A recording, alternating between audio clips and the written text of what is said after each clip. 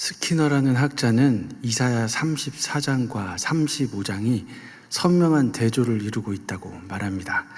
34장의 기름진 에돔 땅은 사막으로 변하고 35장, 오늘 본문의 사막은 동산으로 바뀐다는 것입니다. 인간의 오만함이 세상을 황폐하게 만들고 파멸시키지만 하나님께서 다시 회복시키시고 꽃 피우신다는 그런 이야기입니다. 존 오스왈트라는 주석가는 이 두 장을 이렇게 요약합니다.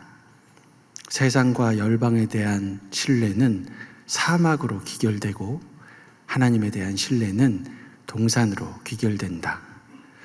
정말 맞는 말입니다. 하나님을 믿는다는 것이 그만큼 소중하고 중요합니다. 그런데 문제는 사람들이 하나님을 잘 알지 못한다는 데 있습니다. 제가 일주일 전쯤에 인도를 다녀왔는데요. 인도에는 3억 3천이 넘는 신들이 있습니다. 그들에게 그 우상들은 모두가 하나님들인 것입니다. 그 동네에서 가장 강하다는 깔리, 그 깔리라는 신전에 잠깐 들렸는데요. 입구부터 비명소리가 들리기 시작했습니다. 이게 무슨 소린가 하고 가까이 가봤더니 염소가 그렇게 소리를 지르더라고요.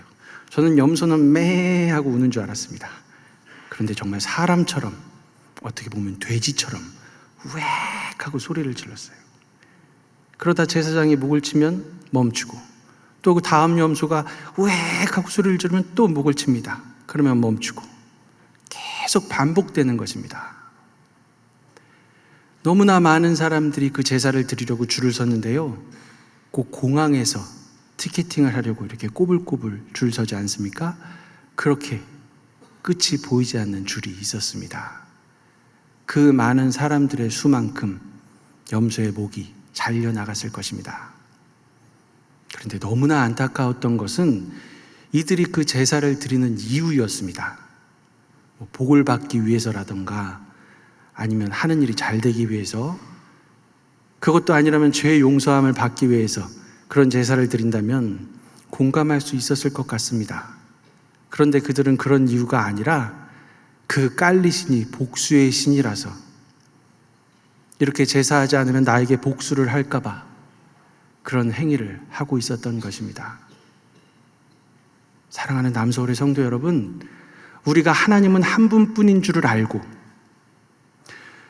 우리에게 예수 그리스도를 보내주신 그분이 아버지 하나님이신 줄을 알고 예수님도 성령님도 하나님이신 줄을 알고, 그러나 하나님은 한 분뿐이라는 것을 또 알아서 우리가 성부, 성자, 성령 삼위일체를 예배하기 위해 이렇게 한자리에 모여 있다는 것은 너무나 감격스러운 일입니다.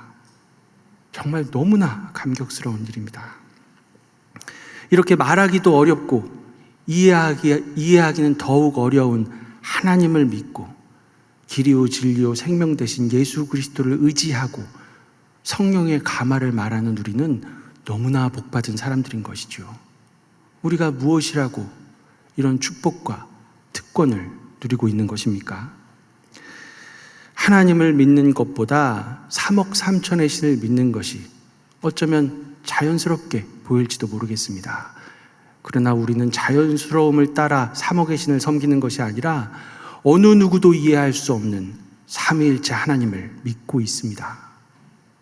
전능하신 하나님의 능력으로 저와 여러분에게 이런 기적 같은 일이 일어나고 있는 것입니다. 제가 인도에 가서 인상 깊었던 것이 또 하나가 있는데요. 그렇게 힘든 일상을 살면서 얼굴에 불만이 보이지 않았습니다. 힘든 삶을 너무도 당연하게 받아들이는 듯 보였습니다. 물론 모두가 그랬던 것은 아니겠지만 제 눈에는 그렇게 보였습니다. 내가 고생하는 것은 내가 전생에 나쁜 짓을 많이 한 것이라서 지금 착한 일을 하면 됩니다. 아무리 고통스러워도 착한 일을 하기만 한다면 다음번에는 저기 저 부잣집 아들로 태어나게 될 것입니다. 착한 일에 초점을 맞추다 보니 예수님을 믿으라고 해도 별로 거부감이 없습니다. 하지만 예수님을 믿다가 어느 날 갑자기 희한한 신을 섬기러 또 갑니다.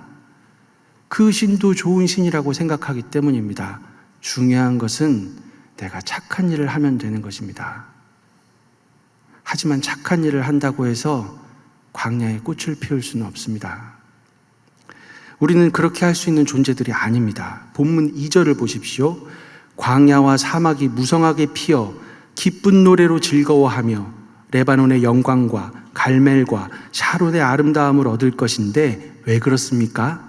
2절 하반절에 여호와의 영광 곧 우리 하나님의 아름다움을 보기 때문입니다.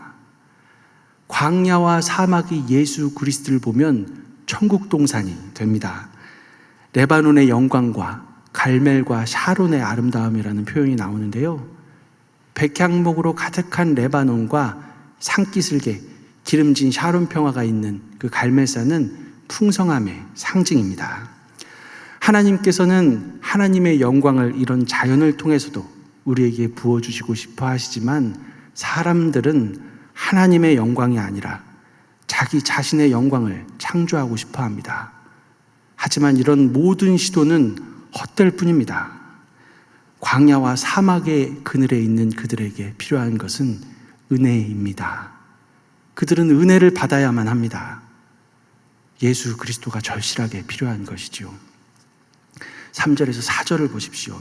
너희는 약한 손을 강하게 하며 떨리는 무릎을 굳게 하며 겁내는 자들에게 이르기를 굳세어라 두려워하지 말라 보라 너희 하나님이 오사 보복하시며 갚아주실 것이라 하나님이 오사 너희를 구하시리라 하라. 우리가 무엇을 두려워합니까? 세상의 거짓말에 속아 세상이 요구하는 것에 결박되어 끌려다니고 있지는 않습니까? 하나님께서는 두려워하지 말라고 말씀하십니다. 그 절망뿐인 사람들이 그 절망 가운데에서 멸망하게 될까 봐 두려워하지 말라는 그런 말입니다. 사목의 신을 믿는 그 사람들에게 복음을 전하는 것은 너무나 어려운 일이라고 생각할 수 있습니다. 그들에게 하나님이 한 분이라는 것을 어떻게 설명할 수 있습니까? 아니, 기독교에도 하나님이 계시고 예수님이 계시다면서요. 하나님이 한 분이라는 것이 말이 됩니까? 이렇게 이야기하는 사람들에게 무슨 수로 복음을 전할 수 있습니까? 이렇게 생각하는 것입니다. 그러나 여러분, 복음은 사람의 능력으로 전하는 것이 아닙니다. 하나님께서 일하여 주실 것입니다. 여전히 세상의 방식을 강요하고 죄와 사망의 권세에 복종하라고 외치는 사탄은 끊임없이 거짓말을 합니다. 힌두교인들, 이슬람인들에게는 복음을 전할 필요가 없다. 쓸데없는 일이다. 이렇게 속삭입니다. 하지만 하나님께서는 우리를 구하시는 분입니다. 어떻게 구하십니까? 4절 하반절에 보면 하나님께서 오사라고 말합니다. 우리가 하나님께 이를 필요가 없습니다. 하나님께서 우리에게 오시는 것입니다. 세상은 하나님께서 너무 멀리 계셔서 우리에게 올 수 없다고 또 우리를 속이고 싶어 하겠지만 우리를 속이는 세상을 하나님께서 보복하시고 갚아주실 것이라고 분명하게 말씀합니다. 아스루도 바벨론도 모두 멸망할 것입니다. 세상은 멸망합니다. 하나님께서, 우리 예수님께서 오시기 때문입니다. 그러니 우리 모두가 우리 주님 오실 길을 예배해야 하지 않겠습니까? 인도의 작은 마을, 그 작은 교회에서 하나님을 찬양하는 유아들과 초등학생들을 보았습니다. 저는 그 아이들이 시간이 지나면 복음을 들고 인도 땅을 변화시킬 것이라고 믿고 있습니다.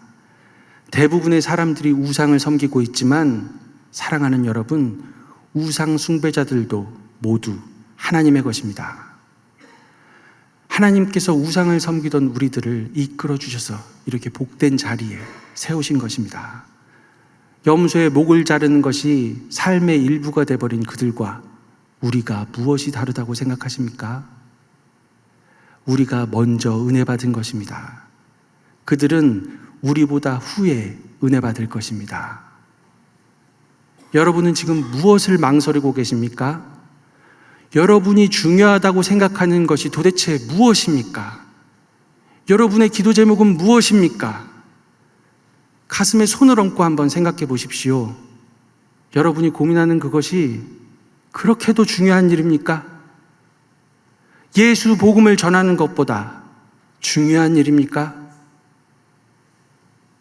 중요하다고 하시면 저도 할 말은 없지만 여러분의 신앙 양심이 그 일은 그렇게 중요하지 않다고 말하고 있다면 지금 당장 예수 그리스도를 전하는 자리로 나아오십시오. 망설일 이유가 무엇이 있습니까? 여기서는 전도가 어렵다고요. 여러분 세계 열방으로 나아가십시오. 복음을 기다리는 사람들이 너무나 많습니다. 아골골짝 빈들에도 복음 들고 가 보십시오. 좁은 문으로 들어가면 그곳에 기쁨이 있고 그곳에 예수님께서 계십니다.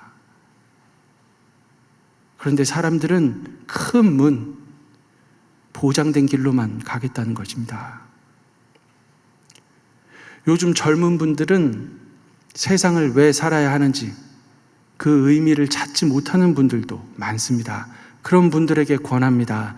예수 그리스도를 전하십시오. 나의 존재의 의미가, 삶의 의미가 뚜렷해질 것입니다. 오늘 말씀을 듣고 마음에 감동이 되시는 분들은 두려워하지 말고 하나님의 말씀 앞에 나와 순종하십시오. 5절에서 6절을 보겠습니다. 그때 맹인의 눈이 밝을 것이며 못 듣는 사람의 귀가 열릴 것이며 그때 저는 자는 사슴같이 뛸 것이며 말 못하는 자의 혀는 노래하리니 이는 광야에서 물이 솟겠고 사막에서 시내가 흐를 것임이라.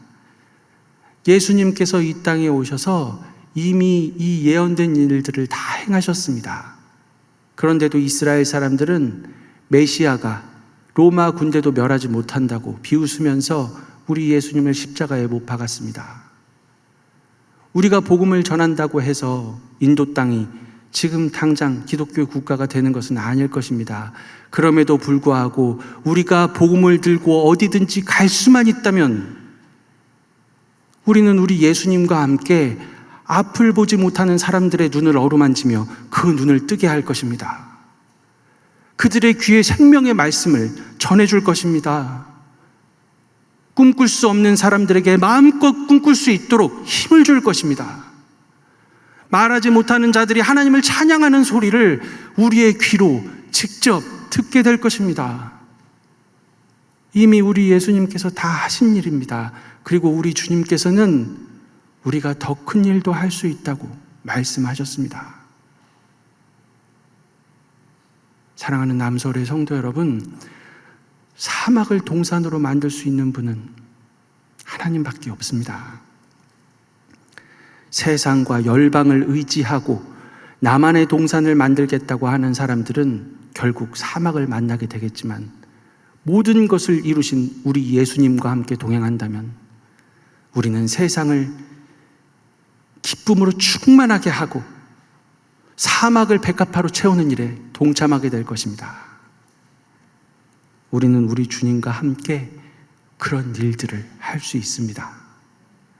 우리는 성부, 성자, 성령, 삼위일체 하나님과 함께 영원토록 기뻐할 것입니다.